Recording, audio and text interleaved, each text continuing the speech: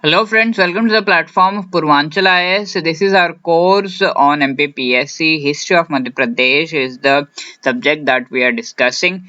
And today in this session we are going to start major arts of Madhya Pradesh. This is the first part of this topic, and this is lecture number 5. We will be discussing about major arts of Madhya Pradesh. We have finished one of the two of the sub units which we will be discussing about shortly. Purvanchal IS is a venture for sustainable education by Dr. Ravi Agrahari sir and his team.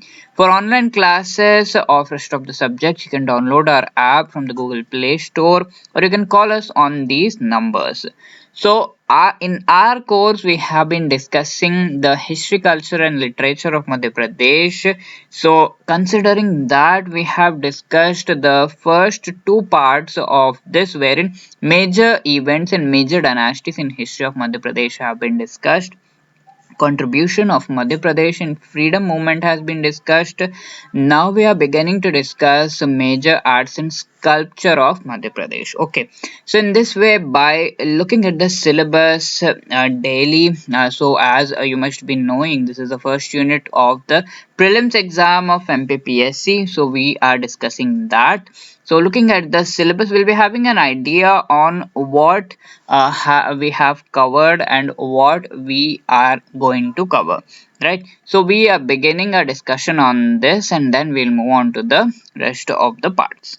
So in this session we'll be discussing major arts of Madhya Pradesh, major sculptures of Madhya Pradesh, religious and tourist places of Madhya Pradesh, and we'll have a look at a few of the practice questions, the questions which were asked in the previous session, and also a few questions which will be asked in this session. So the first craft that we need to discuss here is of the bamboo and cane craft. So this is really famous in Madhya Pradesh in the amongst the tribals of Jhabua and Mandla, and these are particularly famous for their bamboo art. Okay, so bamboo and cane art are really important, and tribes of Jhabua and Mandla are particularly known for their bamboo art. Also, where these handicraft items are sold in the weekly bazaars, these bazaars are known as Basod or Basor. Right, so this is about the bamboo and cane craft of Madhya Pradesh. Bow and arrow making craft is also really important part of Madhya Pradesh art and culture. So, bow and arrow, as we know, most of the tribes around the world have been using bow and arrow, while the making of the bow and arrow has been different. The feather attachment, etc., on the arrow and all has been different. The making of the bow has been different. So, these things also have a cultural significance in that way. In bow and arrow in Madhya Pradesh is really famous amongst the Bhil tribe. They make a majority of the bow and arrow as far as Madhya Pradesh is concerned. Comb art, so this is also important because in Madhya Pradesh, combs are mostly made by the Banjara tribe. Okay, so Banjara tribe of Madhya Pradesh are famous for their comb making. Carpet craft, so carpets themselves are an item of craft, and these have been made in Madhya Pradesh since the Mughal times. So Gwalior in Madhya Pradesh is really popular on this carpet weaving art, right? So if we talk about carpet, we can say Gwalior. Comb art, it is by the Banjara tribe. Bow and arrow is by the Bhil tribe. Then bamboo by the tribes of Jhabua and Mandla, right? So these are some of the art. Also, chipa art, craft of Madhya Pradesh is really important, wherein the in this kind of art, designing on the cloth is done by hand impression. So you can see the uniqueness of this particular craft, wherein cloth is taken and on that designing is made with the hand impressions. Okay, so these hand impressions are made use of so as to make different things, and these hand impressions themselves are made on the cheaper cloth. Okay, traditional centers are located at Bagh and Ujjain, and Bhairugad of Ujjain is specially famous for cheaper art, right? So doll making craft is also really important here, wherein Gwalior, Bhopal and Jhabua are the chief places where doll making is carried out. Also, the center for making Bhil dolls is located in Jhabua. Okay, so Dari making is also really important in this area. And near Sironj in Madhya Pradesh, Dari making is really seen, right? So floor covering mats, etc., all of those are made near Sironj. Also, Dari weaving centers can be seen at Jhabua, Jabalpur, and Shahdol areas of Madhya Pradesh. Mostly rural women take part in this and they make use of the Panja technique for making these daris. Right. So Dari craft, doll making, and Chipa craft are also really important as far as the art and culture of Madhya Pradesh is concerned. So as we have seen, Chipa is about designing on the cloth with hand. Impressions, Bagh and Ujjain are important here. Doll making happens in Gwalior, Bhopal and Jhabua. And Bhil dolls are important in and they are made in the Jhabua area. Dari craft is made in the Siranj area and Jhabua, Jabalpur and Shadol area, right? The next is iron craft. Gond, Maria, Bhatra and Dhruva tribes of Madhya Pradesh are important tribes which have the knowledge of making iron craft, horse idols, swings, trishuls, etc. are made up of iron. Lak craft. So lak is used in Hindi. We call this as lak ki chudiyan. So the bangles are really famous. So that lak is used to make these traditional craft items of lak in Indore, Ujjain, Ratlam, Mandsaur, and Maheshwar. Right. So these are the areas where lak craft items are made. Metal craft is also really important here. Madhya Pradesh, especially, is rich in minerals, as we know, and that allows for the usage of various metals, not just for their very basic primary things to be made, also for art and culture. So, metal craft in Madhya Pradesh is really important, and it can be seen in Tikamgarh, Jhabua, and Shiopur. Right. Next, we have the terracotta craft. So, terracotta, mostly clay and stone usage is done here. Human images of or mostly life-size images are also made using terracotta, and this is famous in the area of Bundelkhand. Bhadaghat of is an important center for marble statue making. Sorry, Bhedaghat is important for marble statue making, right? So, terracotta craft is famous in the Bundelkhand region, and woodcraft itself is really important here. It is also called Kharat Kala, and toys, decorative stuff are made out of wood. Malwa, Nimar, Bundelkhand, Shiopur, and Rewa are famous for this. Then we have the textile craft, wherein batik printing is famous here. So, batik printing involves the usage of molten wax. So, a cloth is taken. On this cloth, using molten wax, there are special kind of the pens, you can call them pens, but these keep dripping this molten wax, and some sort of design is made out of it, out of the molten wax, and then these cloth are dyed in colors. Okay, mostly cold water these colors are placed in, and then when this cloth is dyed here, the entire cloth gets one color, while the areas which have the wax get a slightly different color, and almost permanently this color gets attached, right? So that is called batik printing. So batik, just remember, is related to wax. Okay.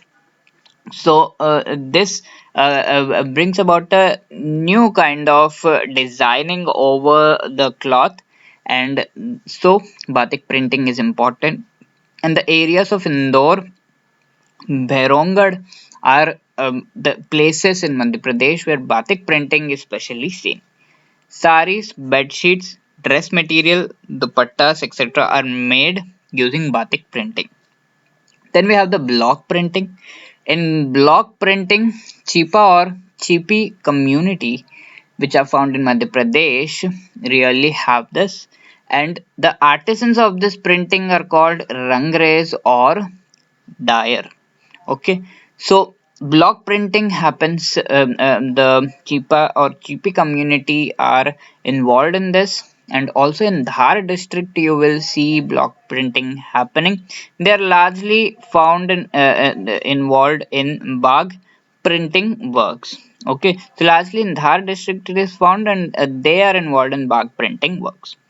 Hand block printing is also really important, wherein Bhairongad near Ujjain is a famous place where hand block printing happens, and quilts, saris, dupattas, bed sheets, mats, tablecloths, etc. are made out of this hand block printing. Then we have the Nandana print. So in this Nandana print happens in Tarapur and Ummedpura village, Jawad, Tehsil in Madhya Pradesh, these are present.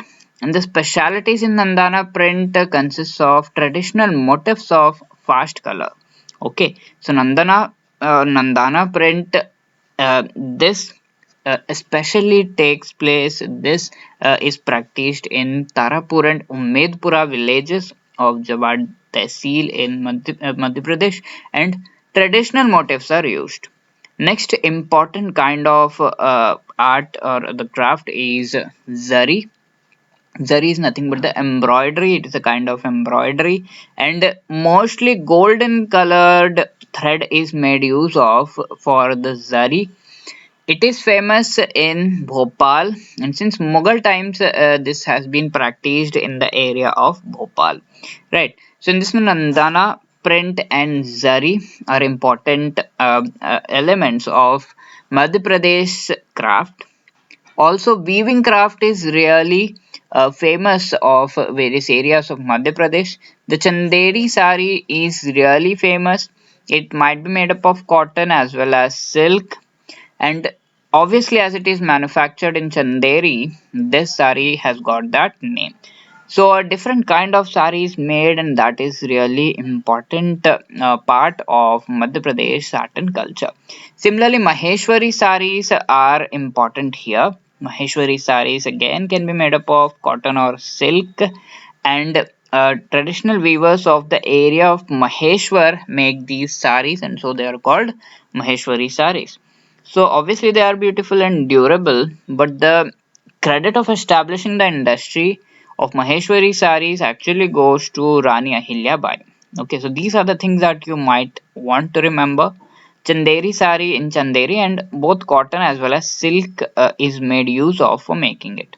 Maheshwari sari, these are made out of cotton or silk, and the credit of establishing this goes to Rani Ahilya Bai. Now, that was about the major arts of Madhya Pradesh. Now, moving on to the major sculptures of Madhya Pradesh. First, we will be discussing about the temple sculptures. So, temples are the biggest points wherein you can imagine how important these areas were considering the economic and social values they held. Okay, so these areas had these sculptures which obviously depicted the deity. The first and most important temple where sculptures have been found is the Khajuraho temple complex, and Khajuraho group of monuments itself is located in the Chhatarpur district. Hindu and Jain temples, so you need to remember the religions of which the temples are seen here. So Hindu and Jain temples are seen in this place, and most of them are made making use of the Nagara style and made by the Chandel rulers. Right. So as we have read this earlier, Chandel rulers were the one who made Khajuraho temples, and the religions that these temples cater to are the Hindu and Jain religions. They are made by the Nagara style. So there were three styles of temple making. The first one is called the Nagara style of temple making. Then the other one is called the Dravida style of temple making. And the third one is called the Vesara style of temple making. Okay. So Nagara style is number one, mostly seen in the north of India. Dravida is seen mostly in the south of India. This in parts of central India like Karnataka, etc. See, these are Vesara style of temples are seen. So Nagara style of temple making and Dravida style of temple making are different with respect to various of their features. Considering one of the features is that in the Dravida style you will see that the specific temple complex itself has a proper boundary wall, and this boundary wall adorns a very beautiful gate, and this gate is known as the Gopuram. Okay, while in the Nagara style there might not be a proper boundary wall, there might not be Gopuram. Okay, so that is one difference. Considering the part of the temple, the central temple or the rest of them, you will be seeing this dome sort of thing. Okay, so it is mostly triangular in Nagara style, right? So this dome is triangular and is called the Shikhara in the Nagara style. While if you move for the Dravida style, you will see that this dome is mostly pyramidal in structure. Okay, and in this way you will see the dome, and this is known as the Vimana as far as the Dravida style of temple architecture is concerned. Okay, so these are the examples of a few differences as far as the temple architecture of India, which were prevalent in the north and south parts of India is concerned. Now, what is Vesara? Vesara has certain aspects of Nagara, certain aspects of Dravida. The example of Vesara is of the Hoysalas. Okay, so the Hoysala dynasty, they had most of the temples of Vesara style. So it is sort of a hybrid, a mixture of various elements of Nagara and Dravida, also improvised sometimes. So that Nagara is what we are talking about. Mostly these kind of temples are found in North India. So Nagara style of temple architecture is seen in Khajuraho, and Chandel rulers were the one who made this. These sculptures here are mostly erotic sculptures. Okay, so they have their you can say sensual appeal to them, and these erotic sculptures are sort of unconventional, and unconventional blend of religion and spirituality also can be uh, seen here, or it could have been added. So the famous temples here are Kandariya Mahadev temple, and this temple belongs to the Khajuraho temples. This was built around 1050 AD on the Hindu beliefs. And there is also this marble lingam representing Shiva inside the sanctum. If we talk about the Kandariya Mahadev temple, there's this marble lingam present there representing Shiva inside the sanctum. So the sanctum sanctorum or the Garbhagriha, the central part of the temple, there we have the main deity sculpture. So there in this Kandariya Mahadev temple, we have a marble shivling. Then Chaturbhuj temple is another important temple here. Chaturbhuj, the name itself says that the deity has four arms. So this is the four-arm incarnation of Lord Vishnu, that is Lord Rama's sculpture that can be seen as a central sculpture of Chaturbhuj temple, right? Other one is the Pashupati Nath temple. So from the name itself, it is clear that this temple is dedicated to Lord Shiva, Lord Pashupati Nath. And this in Mandsaur is a famous Hindu temple of Lord Pashupati Nath. Okay, so this temple is in Mandsaur, and Lord Pashupati Nath's temple it is that is Lord Shiva's. So Shivling with 8 faces is a unique feature of this Pashupatinath temple, right? Now moving on to the major sculptures of Madhya Pradesh. So we have seen temple sculptures. Now we are moving on to the major sculptures of Madhya Pradesh. So Mahakaleshwar Jyotirlinga is one famous and important example. So obviously it is a Lord Shiva's Jyotirling, and it is situated in Ujjain. Okay, so that is something that needs to be remembered. Vishnu temple in Deoghar is another masterpiece. Vishnu temple was actually built in the Gupta period. So statues of Vishnu obviously are seen here in the interior and exterior walls of the temple. Annapurna temple is also found here, so that is something unique. And the goddess of food, that is Annapurna, is the temple is seen here. In the Indore district, you can see this temple, right? So the Pashupati Nath temple of Mandsaur, Mahakaleshwar Jyotirling of Ujjain, Vishnu temple of Deoghar, and Annapurna temple of Indore are the important the temples here. The other important ones are the Omkareshwar temple. So this temple is located in the Khandwa district on the banks of the Narmada river. So it is considered to be one of the 12 Jyotirlingas of India. So Jyotirlingas are the important shrines related to Lord Shiva, and these one of the shrines is the Omkareshwar temple. Okay, so it is located in the Khandwa district of Narmada river, right? So the major sculptures of Madhya Pradesh are Chausat Yogini temple. So in this temple you'll find major sculptures, and this temple itself is located in Jabalpur district and is the oldest temple of Madhya Pradesh. So worth remembering, it is the oldest temple of Madhya Pradesh, Chausat Yogini temple. It is also known as the Golki Mutt.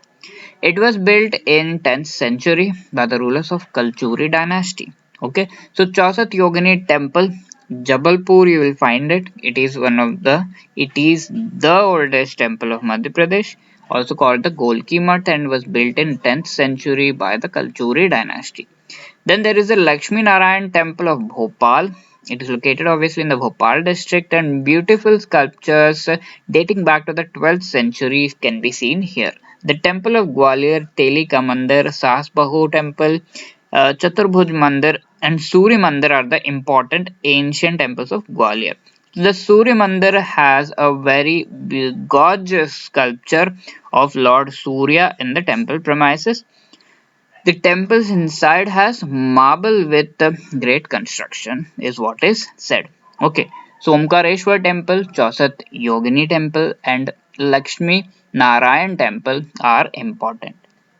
Then we have the stupa sculptures of Madhya Pradesh, the first and the most important, not just in Madhya Pradesh but in India and the world, is the Sanchi Stupa. So it is the oldest stone Buddhist monument, and it was documented by British officer General Taylor. Queen Devi was the wife of Ashoka, the king, was responsible for the supervision of the Sanchi's construction. It was commissioned in the 3rd century BC by Emperor Ashoka himself. The dome has a height of 54 feet. So there is this dome, which is a central part where the Buddha's relics are placed. Okay, so this dome itself has a height of 54 feet. Okay, it consists of a central chamber, as I said, which has the relics of Lord Buddha. So the central chamber has the relics of Lord Buddha. There are 4 ornamental gateways. So around this there are these gateways, and these gateways are called the Torana. Okay, so the gateways are called the Torana, and they seem to be really ornamental. And surrounding the stupa, there are these Pradakshina Path.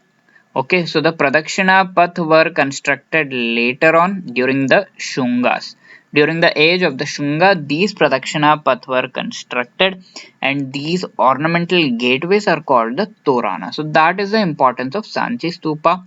Then we have the Bharhut Stupa. Bharhut is itself a village in the Satna district, and it is well known for the relics from a Buddhist stupa.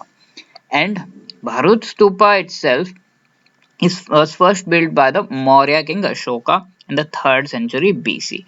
Later on, the gateway railings all were built by the Shunga period, just as it is similar to Sanchi. So the look is also similar. Stone railing, 4 Torana gates, and all are there. So same people built, so look has to be similar. Epigraph on a pillar of the gateway of the stupa itself mentions Sungas by Vatsiputra Dhanabhuti.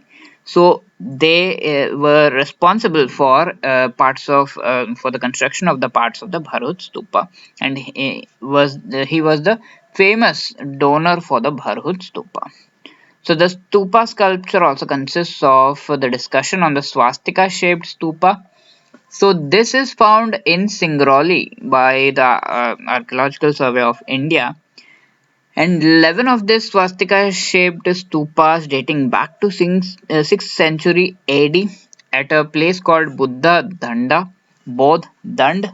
At this place, you will find this in the deep forest of the Singrauli district in Madhya Pradesh, right? So cave sculptures are also really important to be discussed. Udaygiri caves are important here. So these are a series of rock cut caves, right? So west of Vidisha and very close to Sanchi, you will find the Udaygiri caves. Classical Gupta artistry can be seen here. So during the Gupta time, these were built, and you can see the architecture and the artistry of the Gupta age. 20 rocket caves can be seen, and sandstone is something what is there here. So there are various caves which are important for different things. Like the cave number 4 of this area is known as Bina cave, and it has Shivalingam in this cave. Cave number 5 depicts Vishnu in a massive Varaha or the boar incarnation. So that is worth remembering. Cave number 6 has a doorway itself wherein figures of river goddess, images of Vishnu can be seen. Also, cave number 13 has an open cave, and it has large rock cut sculpture of Lord Shesha Shai Vishnu.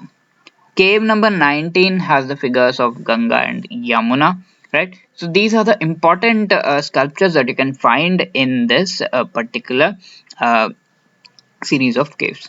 Then we have Bhimbetka. This was discovered in 1957. Some 700 shelters with the largest repository of prehistoric art in India is available. The Bhimbetka, right? And here, around 133 of these shelters consist of rock paintings. So this is famous for rock paintings. Artifacts are also found here. So these rock paintings have some spiritual significance also, because these rock paintings have been seen to be superimposed. So one painting over the other, raised and then made at various places it has been seen. So that shows some spiritual or ritual significance there. And artifacts are also found as one of the latest examples of fossils found here is of the oldest animal living. Okay, so the oldest animal living around 500 million years ago, we had this animal which is called the Dickinsonia. So this Dickinsonia is the animal whose traces are found here, whose fossils are found here. Okay, so in that way, Bhimbetka becomes really important a site. Then the next site is the Bagh Caves. So these Bagh Caves have 9 rock-cut monuments. At the southern slopes of Vindhyas, you'll find the Bagh Caves. Mural paintings this caves is famous for. The 9 caves, only 5 have survived, and most of them are the vihara or the resting place of Buddhist monks. They are built mostly by the Satavahana dynasty during the 5th and 7th century AD. Right. So, religious and tourist places of Madhya Pradesh, we are beginning a talk on that. The first place that comes into our mind is of the Amarkantak. It is also called the Tirthraj or the King of the Pilgrimages, and it is located in the Anupur district. Narmada Udgam, Jwaleshwar Temple, Kapil Dhara Waterfall, Achanakmar Wildlife Sanctuary, Trimukhi Temple, Mother's Garden, Narmada Kund, Kabir Chabutra. All of these are the famous tourist places in Amarkantak. Then we have the Bhavangaja. This area is a Jain religious place which is located in Barwani. Here a statue of Lord Rishabh can be seen. So this statue itself is the world's largest megalithic statue. So that is something worth remembering. Then Bhojpur is also an important place here, which is located in the Raisen district, and it is famous for its Shiv Mandir, that is Bhojeshwar temple, which is known as the Somnath of the central India. So that also you need to remember. And it is also has a Jain temple cave of Parbati, King Bhoja's royal palace. All of these are famous at Bhojpur. Okay, so Bhavan Gaja has the world's largest megalithic statue of Lord Rishabh Dev here. Bhojpur, Raisen district, has this Bhojeshwar temple, which is known as the Somnath of central India. Also, Jain cave of Parbati and King Bhoja's royal palace are famous here. Okay, so that was about today's session. In the previous session, we have seen these questions here. Which among the following was the main reason for Bandela rebellion? Land revenue is the correct answer. Which among the following rebellion are incorrectly matched? So, Sheikh Ramzan, Raipur are incorrectly matched as far as the first war of independence of 1857 in Madhya Pradesh is concerned. In this session, the questions asked with respect to the things which we have learnt in this session are these. Which among the following places have the world largest megalithic statue? Bhavangaja, Bhojpur, Bhimbetka, none of the above. And which among the following temples is called the Somnath of Central India? Bhojeshwar Temple, Jwaleshwar Temple, Chausat Yogini Temple, or the Lakshmi Narayan Temple of Bhopal. Right? Thank you. All the best. For any other query, you can contact us on these numbers.